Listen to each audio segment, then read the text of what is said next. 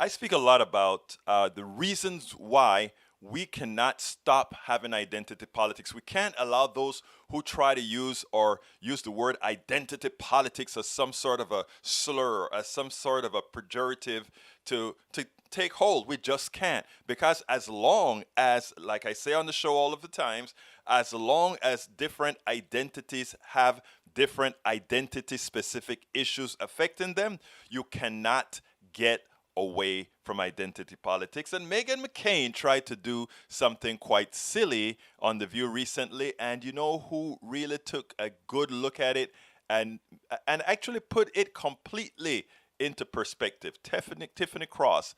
I love that it is so important that we get different voices on TV because it is evident that unless you have different voices, the necessary pushback to keep the entire population educated is not there. Tiffany Cross did a great job in schooling Meghan McCain here. Take a look at this and then we'll take it on the other side. Have a quick conversation about identity politics. Meghan McCain. McCain decided to chide Senators Tammy Duckworth and Mazie Hirono, who expressed their frustration over the Biden administration's shortage of senior Asian Americans. They initially said they would no longer support many of President Biden's nominees before backing off after receiving assurances from the Biden administration that it would elevate Asian American voices. In response, McCain, whose talent, as far as I can tell, is finding great black hairstylists and benefiting from nepotism, had this to say. We've only had one Asian American co-host this show. So does that mean that one of us should be leaving at some point because there's not enough representation? We're talking about, is identity politics more important than qualifications of a job? Yes, one of you should definitely lose your job. I'll give you two guesses, but you'll only need one. Meghan happens to be the daughter of the late Republican Senator John McCain, but don't tell anyone because obviously she'd never want to bring that up every 5 minutes in lieu of having actual intellectual exchange. My father. I mean, my father. my father, My father. My father. my father, my father, My father. My father. My father. my father, My father. My father. my father, my father, my father, My father. My father.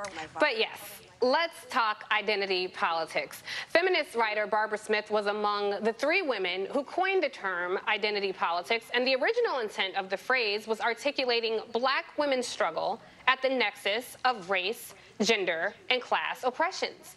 But just like with hairstyles, Meghan, we've watched you take it, twist it, braid it, and lock it so it benefits the warped presentation of your own clumsy and ill-informed thoughts.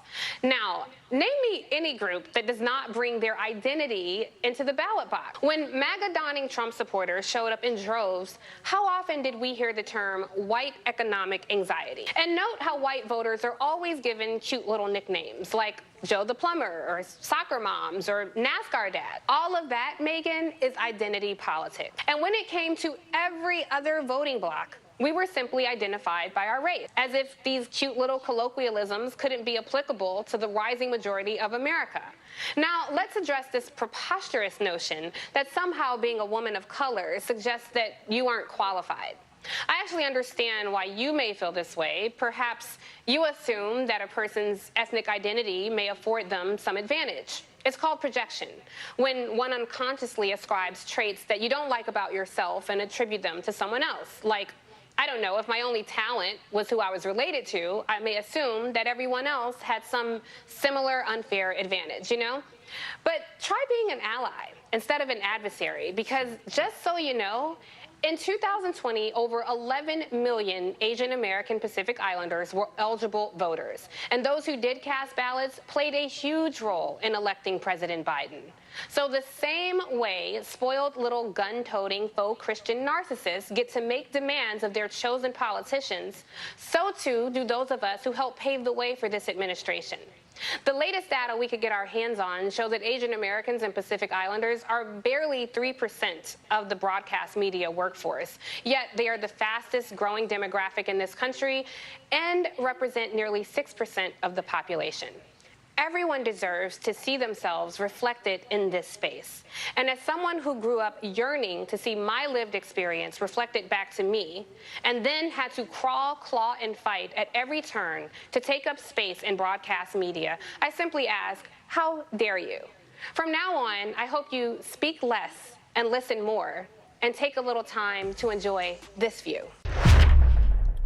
She hit the nail on the head. As she said, Meghan, why not just be an ally? Why not acknowledge that the reason we have identity politics is that at the inception of this country, most people of different types of identities, whether they be women, black people of color, Asians, whatever, there were barriers placed in front of them for success, for equality. That's America's reality that we are still fighting with. Even Meghan, as identity woman, has suffered the consequences of the genesis of this country. As Tiffany says, why not be an ally? Why not fight for all of us getting what is deservedly ours?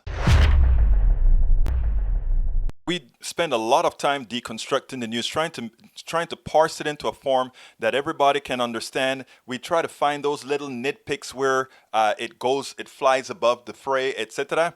If you really like these videos that we do, I want to ask a big favor. Please go ahead, number one, subscribe to our channel, and number two, please join if you can. Thank you so kindly for watching. Keep watching. Please remember to share. We must populate the entire internet with our progressive message, a message that we know is what most Americans say that they want. So help us, please join.